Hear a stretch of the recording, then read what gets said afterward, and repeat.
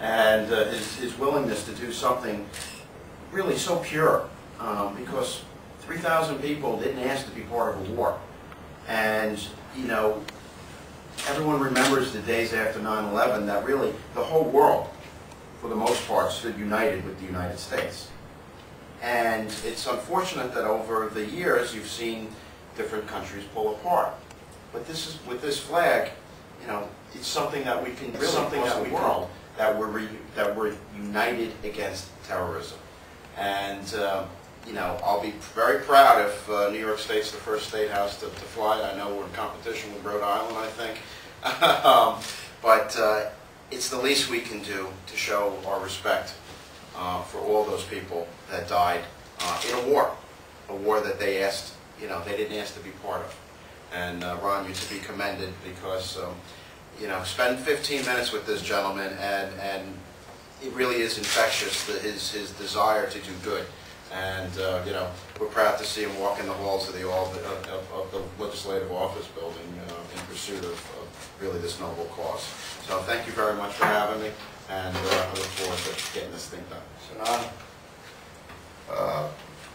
Stepping up to the plate as a man, while not a legislator, has brought attention to legislators at both state and federal issues, state and federal, on different issues. Outstanding advocate, fighting for people's rights to get medical attention because of the ground zero issue. A member of the operating engineers, Local 138, whom I must thank. They are a big part of what I do here and have stepped up to the rally. Unfortunately, they could not be here today, but I know that we, all of us, are in their heart as to get this legislation passed. They actually fly this flag in front of the Union Hall, and the president of that union became the president of the state, William Duffy, and he then went on to become president of the whole Northeast. My wish and dream, on behalf of people like this who are iron workers and building tradespeople, I will always remember, and still do, of how we put an American flag on anything that goes up on a crane. A few years ago, on the issue of the American flag, there was they wouldn't fly it. The people were putting up the building, and they stopped work. You put up our flag. Well, I said, if we ever put up any flag that honors people, it definitely is Abraham Lincoln's builders. Abraham Lincoln said the people who build this nation are extremely important, and I'd be honored, on behalf of the operating engineer, that this flag fly all over the United States on cranes, where people see it as they go by. America, we're not just bullies, we're people who care and love, and we want to see this flag all over the place. So, without ado, John Ferrazzo is an outstanding human being, and please step up, John. Mr. James, thank you very much for the introduction. Elected officials, I'm very honored to be here with them today. I'm a disabled union iron worker and operating engineer. I carry both union books.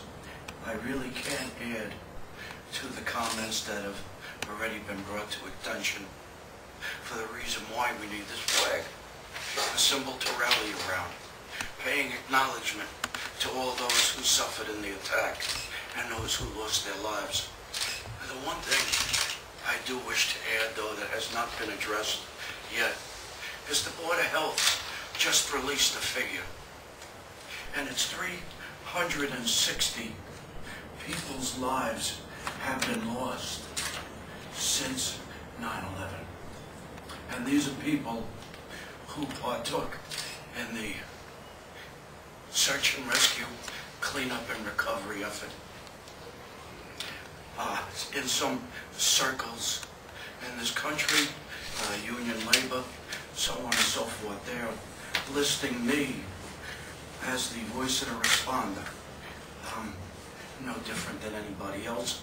I don't want any accolades or attaboys. I did what I thought was the right thing, but if my voice is to be heard, then I wish to include the fact that not only these 360 people that have perished so far, but according to all our medical professionals, these afflictions are of latent type nature. So how many others are going to pass? in some circumstances, you can see how 9/11 responders can be summed together with the veterans of Vietnam. We've been pretty much treated the same by our government. We need, like Ron said, closure to an issue. We need our medical, pharmaceutical, psychological, and financial needs. Let this be one step towards helping our those, an extension of our governments and those people who care. One other thing, from the very beginning, I have promised that I would show which elected officials really care for their fellow man. And I'd like for everybody to please make public notice of these gentlemen standing beside me. These are the